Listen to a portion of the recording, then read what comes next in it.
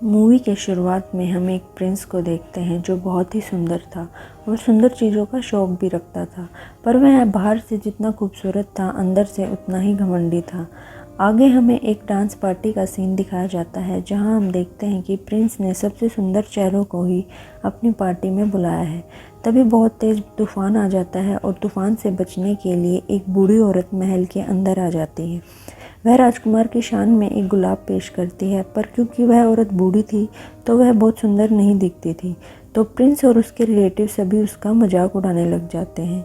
बूढ़ी औरत प्रिंस से कहती है कि खूबसूरती इंसान के अंदर होती है, ना कि चेहरे पर। तभी प्रिंस हंसने लगता है और उसके गुलाब को फेंक देता है। तभी वो औरत एक खूबसूरत जादूगरनी में बदल जाती है।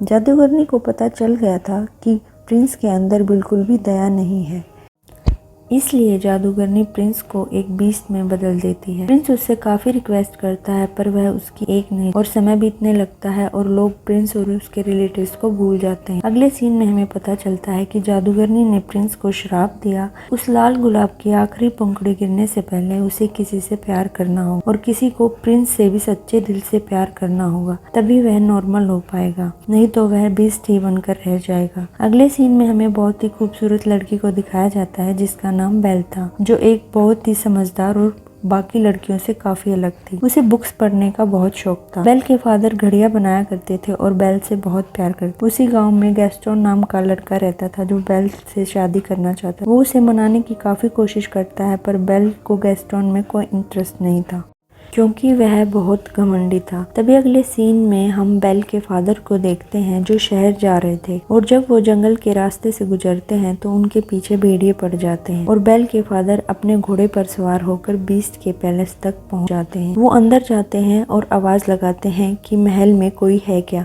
पर कोई जवाब नहीं दे रहा था। तभी उन्हें महसूस होता है कि वहाँ कोई तो है, क्योंकि वहाँ मोमबत्तियां जल रही थी और टेबल पर खाना भी लगा हुआ था। भूखे होने के कारण वो खाना खाने लग जाते हैं। तभी टेबल पर रखा एक चाय का कप उनसे बातें करने लगता है और ये देखकर वो काफी डर जाते हैं और वो वहां से भाग जाते हैं। तभी बेल के फादर भागकर बाहर गार्डन में आ जाते हैं और उन्हें वहां एक गुलाब दिखाई देता है और वो उसे बेल के लिए तोड़ने लग जाते हैं। तभी बीस्ट आकर उन पर हमला कर देता है और उन्हें एक रूम में बंद कर देता है। तभी उनका घोड़ा भागकर बेल के पास चला जाता है।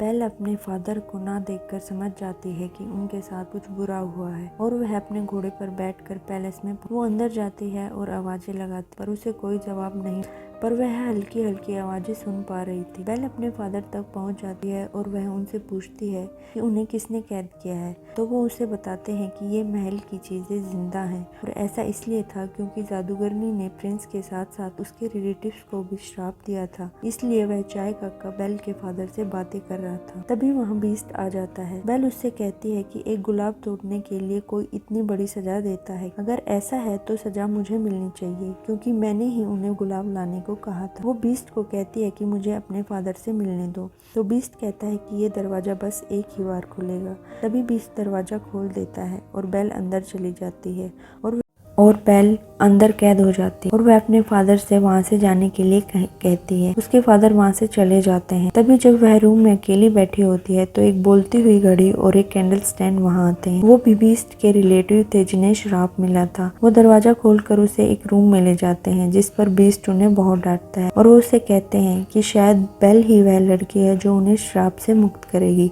वो उसे अपने साथ खाना खाने के लिए कहते हैं पर वह मना कर देता है। फिर काफी रिक्वेस्ट करने के बाद वह मान जाता है और बेल को अपने साथ खाना खाने के लिए बुलाता है, पर वो मना कर देती है और कहती है कि मैं भूखी मर जाऊंगी पर तुम्हारे साथ खाना नहीं खाऊंगी।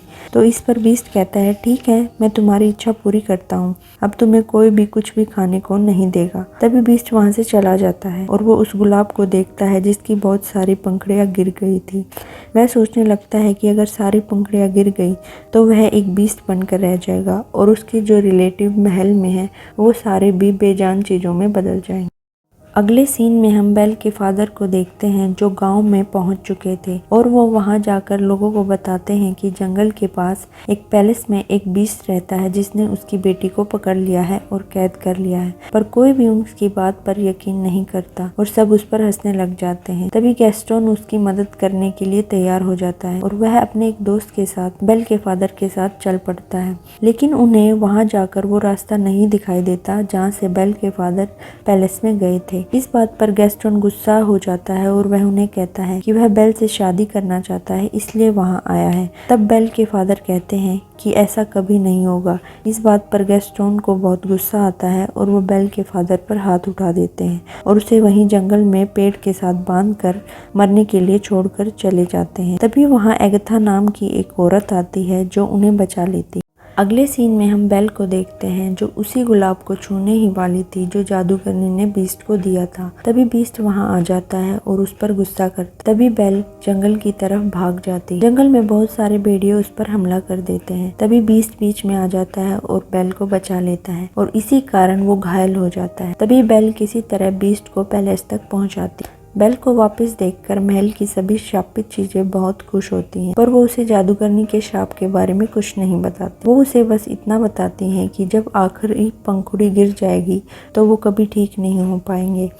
तभी हम देखते हैं कि बेल एक शेर बोलती है और बीस्ट उसे पूरा करता है और वो हैरान हो जाती है। वो बीस्ट से कहती है कि क्या तुम्हें रोमांटिक शायरी पसंद है?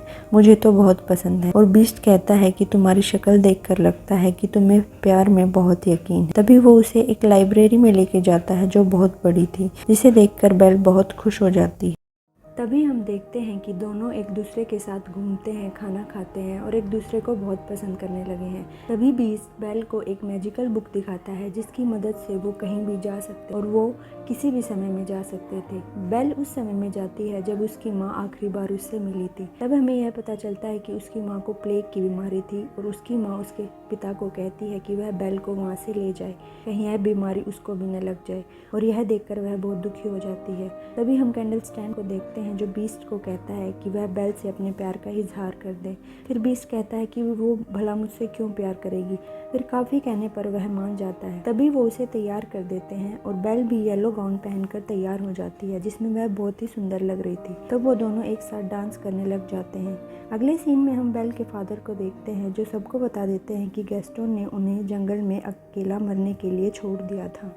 इस पर गैस्टोन साफ साफ मुकर जाती, उसने ऐसा कुछ। फिर बेल के फादर कहते हैं तो एगाथा से पूछ, उसी ने मुझे बचाया। इस बात पर गैस्टोन कहता है कि एगाथा तो पहले ही गांव से निकाली जा चुकी, इसकी बात पर कौन यकीन करेगा। और वह सभी को यकीन दिला देता है कि बेल के फादर झूठ बोल रहे थे। तभी हमें बेल और बीस्ट को दिखाया जाता है जो डांस कर। बेल कहती है कि उसे डांस करना उसके फादर ने सिखाया। बेल की बात सुनकर बीस्ट एक जादुई आईना लेकर आता और उसमें बेल के फादर की परछाई दिखाई देती है, जिसमें हम देखते हैं कि गाँव वालों ने उन्हें बंदी बना लिया। इस पर बीस्ट बेल से कहता है कि तुम्हें जाना चाहिए अपने फादर के पास, और बीस्ट उसे वो जादुई आईना भी दे देता है। बेल के जाने के बाद बीस्ट बहुत दुखी हो जाता है और सारी चीजें जो महल में थी उन्हें भी लगने लगता है कि अब वो कभी नॉर्मल नहीं हो पाएंगे। इसके बाद बेल को दिखाया जाता है जो गाँव में पहुंच चुकी, जहाँ सब ने उसके फादर को पकड़ रखा था। उनसे कहती है कि उसके फादर सच बोल रहे हैं, बीस्ट सच में है। वो गांव वालों को उस जादुई आईने में बीस्ट को दिखाती है, पर वह कहती है कि बीस्ट दिल का बहुत अच्छा है और वह किसी को नुकसान नहीं पहुंचाता। बेल की बातें सुनकर गैस्टोन बहुत गुस्सा हो जाता है और गांव वालों से कहता है कि उस बीस्ट ने बेल पर जादू कर दिया है, इसलिए उसके फादर के साथ उसे भी जेल में डाल देना चाहिए। साथ ही वह लोगों को उकसाता है कि उन्हें पैलेस में जाकर उस बीस्ट को मार देना चाहिए, नहीं तो वह यहाँ आकर हम सबको मार देगा। उसके कहने पर सारे गांव वाले महल की तरफ चल पड़ते हैं। वहां जाने के बाद महल की सारी चीजें जो जिंदा थी वो उन पर हमला कर देती हैं, जिसके बाद हम देखते हैं कि गैस्टोन बीस्ट पर गोली चला देता है। तभी बीस्ट नीचे गिर जाता है और पैलेस की एक दीवार से लटक जाता है। तभी बेल वहां आती है और गैस्टोन से वो गन छीनने की कोशिश करती है। तभी गैस्टोन भी नीचे गिर जाता है और दीवार से लटक जाता है। बेल बीस्ट से कहती है कि उसने गाँव के लोगों को समझाने की बहुत कोशिश की और उन्होंने उसकी एक भी बात नहीं मानी। तभी बीस्ट गैस्टोन को गर्दन से पकड़ लेता है और उसे गिराने ही वाला होता है, तभी गैस्टोन उसे काफ़ी रिक्वेस्ट करता है। वह उसे कहता है कि वह उसे जाने दे।